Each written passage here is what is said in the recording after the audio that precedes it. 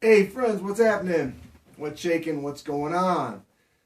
This is Andy coming to you again from here at Andy's World of Bass. Today I'm going to do a demo for you with my brand new, just completed and just delivered to me Maple Freak 2.0, handcrafted by Darryl Betts in Western Pennsylvania. And this instrument is the culmination of a collaborative effort between Darryl and myself over the last couple of years. We started together when he approached me, and we became friends on Facebook. And he said, you know, I build these. I build neck through bass guitars. What do you think of neck through bass guitars? That's how the conversation started. And then one thing led to another, and I said, well, I work with builders, and I do a little design. Consider myself into the whole design aspect of making basses. And I told him that I worked with different builders. We struck up a friendship, and the concept of building an instrument together in a collaborative way was born. We started at that time. I said, there's like the process. Sometimes there's prototypes, and you try something, and then you evolve it as you go, and everything gets better each time that you do it. And he was very open to that, and we just got started. So last year, we built the Maple Freak 1.0, which is killer. It was killer and still is. He has it now. And after I had that for a little while, he said, what would you do different? Is there anything that you would do to make it better? How could we improve it? So we discussed it, and there was a few changes that I suggested, mostly having to do with creature comfort things, like having a nice armrest here and a belly cut, and some more rounded edges around the body. A few different wood choices. I wanted to add some wenge into it to just give it a little bit more stoutness off the shoulder. It's right at just under 9 pounds as it sits now. It has a slice of wenge that goes down the middle, a 1/2 inch quilted maple top, so it's a thick 1/2 inch of 4 or 5A quilted maple on top. I think it's 5A. And then the back is swamp ash, light swamp ash on either side, 7-piece laminated neck with flame maple and wenge, 18-volt EMG system with 40 DC pickups, and the 3-band EMG preamp with sweepable mid-range. It has a highly figured maple, bird's eye maple fingerboard, matching quilted maple headstock. The hardware is a Hipshot B-style solid brass chrome plated, and the tuners are the ultralight Hipshot lollypops. Let's hear what it sounds like. The thing about the EMGs is I started with EMG back in about 1986, and I've always loved EMGs. It's just been kind of a real important part of my sound.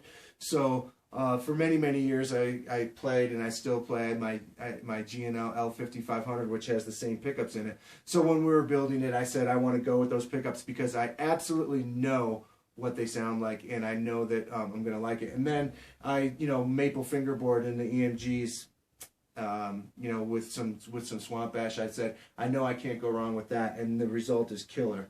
So let's hear what it sounds like. Okay, right now it's on both pickups, and the EQ controls are completely at noon. They're boost cut EQ controls, right? So everything's at noon, and of course on the amplifier everything is also at noon. So we're just hearing the sound of it with no hyped EQ.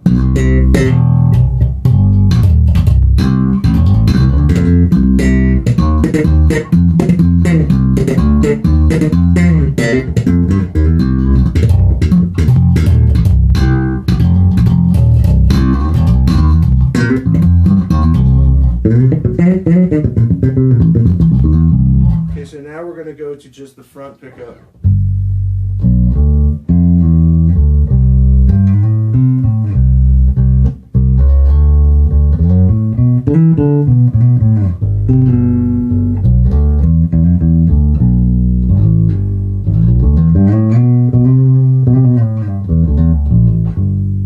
Another thing that we did was that we made the neck shape a little bit thinner front to back. I just requested that just to give it a little bit more comfort. This is a 34-inch scale, 21 fret. Okay, now we're going to go to just the back pickup.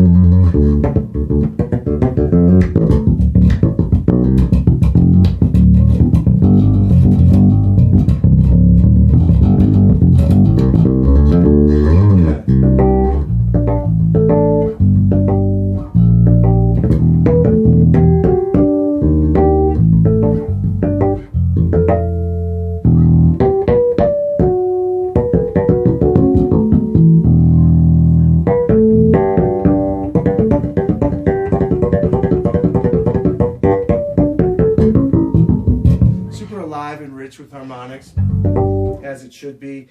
That back pickup has got that burp and growl that I like so much. You know, I tend to really enjoy playing on the back pickup. It's part of my thing.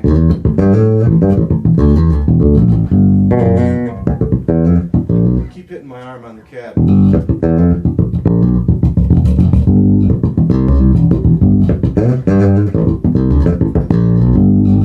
And now we'll go back to both pickups again. We'll start bringing in a little bit of the EQ.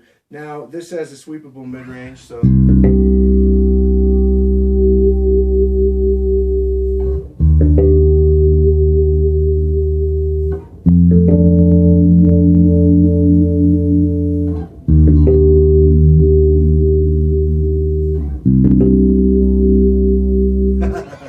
built-in wah-wah pedal. No, but you can do what I tend to do is I tend to leave the frequency right about there, and then I just bring in a little bit of it.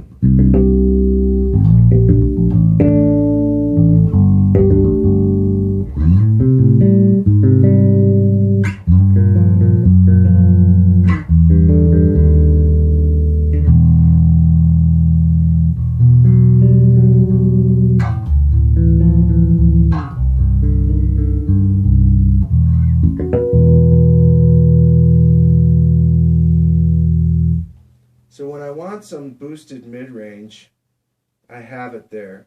I don't use it that much, but I like to have it just in case. You know, there's sometimes when you're on a stage, weird situation, you don't hear yourself that well. You just need that little bit of extra low-mid bump to just kind of get you to where you're hearing yourself good. In the back is the bass. Can't go too crazy with the bass in this environment or it'll just mash out the microphone, but trust me, there's a ton of booty there.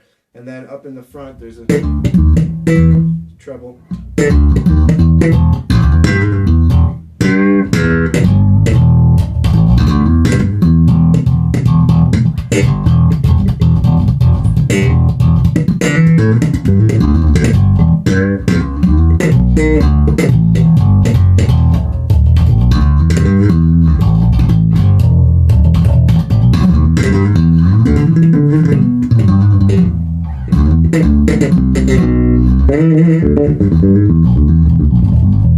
It's, you know, another one of the things with the EQ is I don't use that much, but every once in a while a little smidgen of treble is nice.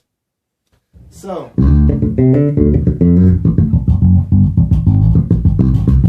typically this is how I set it right here. What I don't do is leave it in both pickups in the center indent of the blend control. I roll it either slightly to the front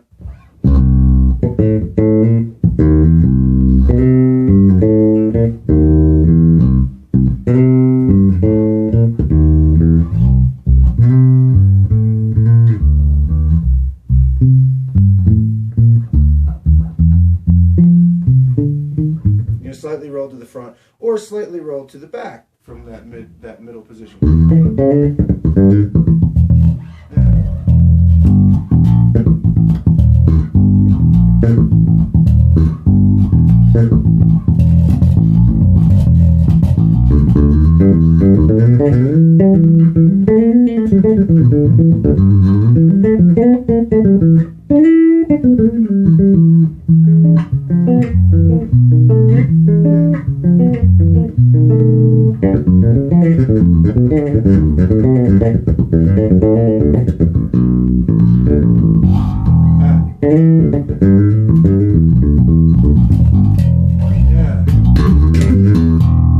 So it's all right there, you know what I'm saying? It's all right there. And a lot of that has to do with the thought that I put into the collaborative design.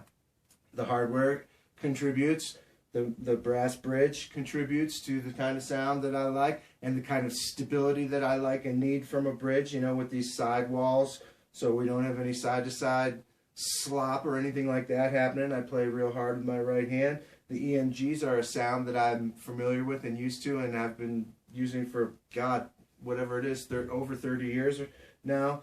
Having the flexibility of the preamp is fantastic. Having 18 volts is great to have that extra headroom.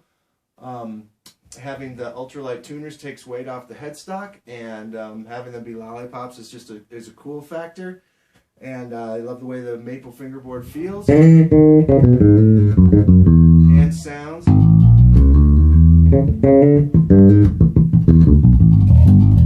love the brightness of it.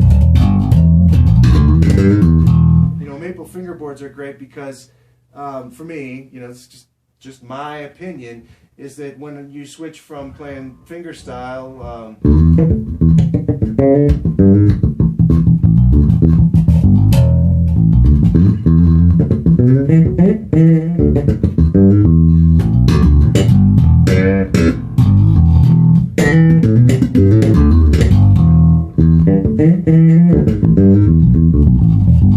pivoting back and forth between playing with fingers and throwing in a little slap. You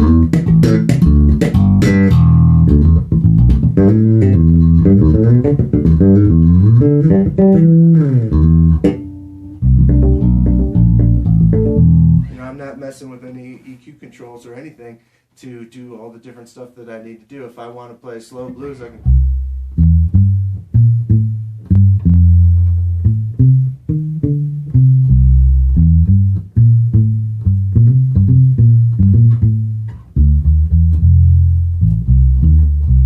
I can go to the palm mute and everything in between.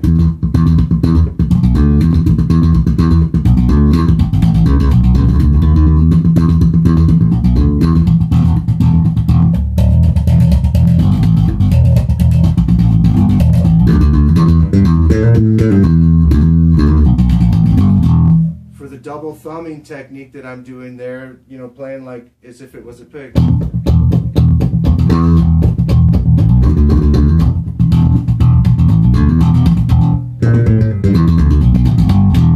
I'm just using my thumb to accomplish that type of sound, but having the EMGs with no exposed pole pieces is real helpful in that regard for me, because I'm actually playing through the strings and my thumb is rubbing on the top of the pickup, so when it's nice and smooth like that, it's really nice. And, you know, like I said, I play... You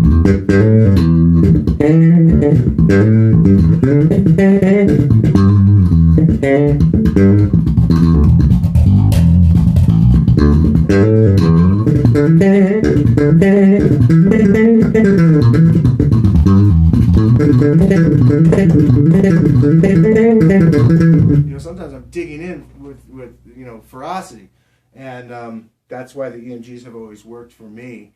Because I have that gorilla right hand, and the EMGs just, you know, they just do it for me. So there you have it. There's my first demo. But incidentally, I'm playing through the Gensler Magellan 800, and the bass array cabs here, and I have Black Diamond 550 ml nickel round wound strings on here. The gauge is 45 to 125. And there you have it. Thanks for the t-shirt. Darryl Gates sent me a t-shirt with the Maple Freak 2.0. You can order one of these if you would like one. You can order it exactly like it is in my hands. All the same hardware, pickups, electronics, everything, all the woods, the you know, high level, high grade quilted and bird's eye maple for about $2,500. He has a pretty quick turnaround in terms of what is standard for custom built instruments. Some of the big brands, some of the big prestigious brands, you'll wait for a year easily. He can do it in 3 or 4 months at the most. And what else? Yeah, you just, you know, this is just my particular one that I influenced some of my ideas into, but he has several other models, and you know, it could be done in any way that you wanted it to be done. It could be done in a different color. It could be done with different pickups, electronics, or whatever. But if you want a Maple Freak, then tell Darryl you want a Maple Freak, and he'll build you one just like this. And I think for an instrument with this much craftsmanship and this quality of woodworking with multi-laminates and highly figured woods, premium electronics and hardware, and the amount of handwork that goes into it, the prices that he's asking are absolutely spectacular. If you don't believe me, look around. But that's how it works when you're an up-and-coming builder who's launching their craft and turning their craft into a small business. You have to get your instruments out there and get them in the hands of the players. Once you've done that, then you establish value within your brand. So my point is, now is the time to get one of his instruments because they're still affordable, they're still within reach. And I believe that over time they will be sought after more and more and more. And I completely adore this instrument. I have a gig tomorrow. I'm going to take it out on my gig tomorrow. And I can assure you, you will be seeing me play this bass a lot in the future. It will be one of my main go-to instruments because, like I said, I collaborated and we went through the prototype process to get it exactly how I wanted it to be. And he was willing to do that with me. So thank you, Darryl. And yeah, if you are inclined, hit up Darryl and become friends with him. He's a great guy. He's hilarious, and he's a fantastic woodworker, and just really into making things right, you know, and putting a lot of time and blood, sweat, and tears into making each of his instruments. So thanks for watching this video. We'll see you next time. All right, friends. Peace.